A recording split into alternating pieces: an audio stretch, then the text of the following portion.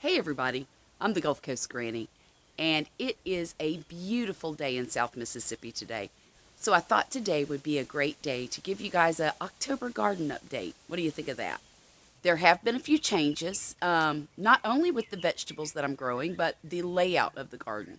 So let's get started, okay? There's my little Halloween decorations in the tomato bed. I got the tomatoes planted around the 1st of September, and look, I've got some tomatoes on there. Let's just hope that I have time enough left in the season for them to turn red. If not, I'll have to ripen them in the house. But there are 8 tomato plants here. Down on this end are the early wonders. And then down on this end, there's about 4 new big dwarfs. And they put out a big tomato on really short, stubby plants. This is the swimming pool bed that had the watermelons and pumpkins in it. Yeah, that didn't work out. Disease of summer got to those plants and they all died. So I kept the dirt in it, and I started some seeds in here like kohlrabi and beets and rutabagas. And I transplanted all of those. What's left in there are radishes. And I should only have a couple more weeks till they're ready to harvest. And when I do harvest them, I'm going to use the dirt for something else. Listen to me calling it dirt. Y'all know it's soil. Now this was the purple passion sweet potato bed. And I want to show y'all this. This is crazy. That whole 3-foot by 10-foot bed gave me those. Those are pitiful, y'all. Just pitiful. I think I know what caused that. This soil is full of clay and was not amended like the other bed was. And I think they just didn't have room to grow. Now, let's have a moment of silence for the corn that I planted in this bed. I planted 52 corn seeds and 3 of them came up. Y'all, I couldn't believe it. 3 of them. So I pulled them out, and I don't know what I'm going to plant there yet. I do know along that fence right there, I'm going to plant peas. And now, this is my container garden.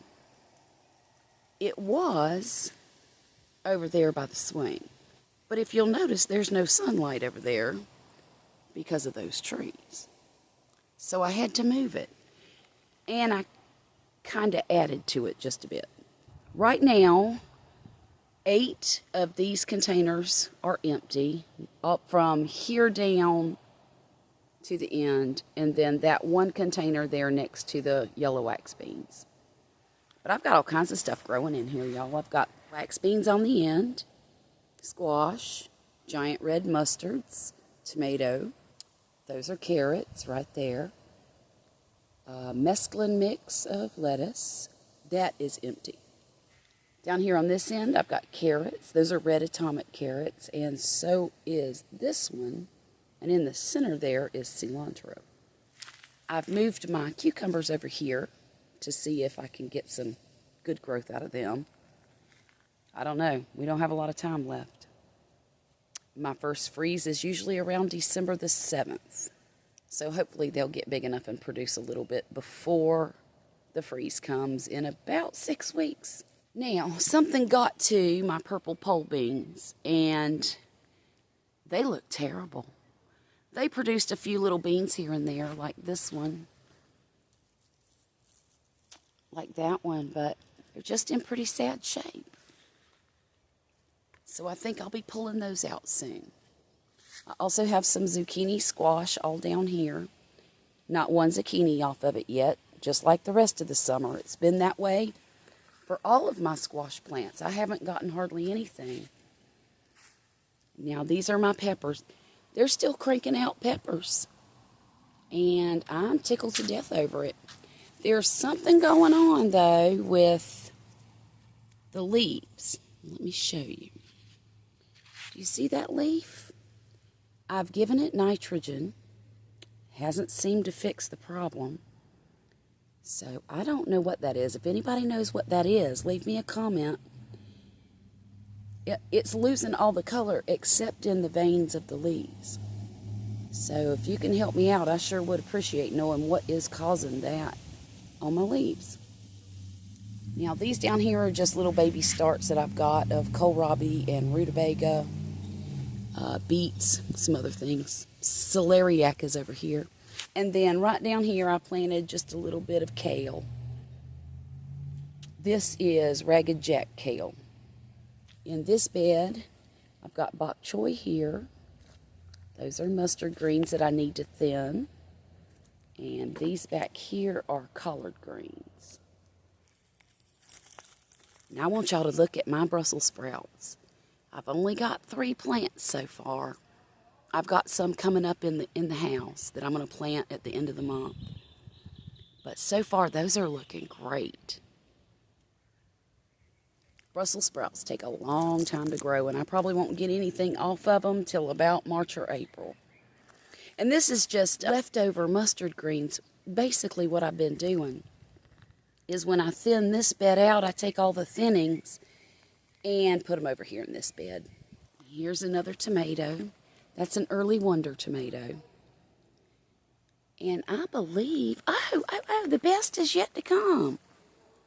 I had my goldfish pond back there on that patio because it was getting shade. So what I've decided to do now is stick it over here, and we're going to build a cover for it. And I'm going to put some more goldfish in it. I had 5 goldfish in it, and I think something ate 4 of them. And I've got the little lone goldfish in the house waiting to go back in his pond. But I think I'm going to wait till spring to put him in there and get my new goldfish in spring. Oh, and that container over there, I just planted some chives in it. And I'm excited because I just love chives. I like those better than I like onions, I think. So for the rest of the day, I think I am going to come out here and fill up those 8 empty containers with seeds, and also do some more thinning on that middle bed. There are a few more things I want to plant. I got to do the black radishes, and I got some watermelon radishes I want to put in the tomato bed. And for right now, I think that'll be enough. I want to thank everybody for watching, and y'all have a great day, and I'll talk to you again real soon, all right?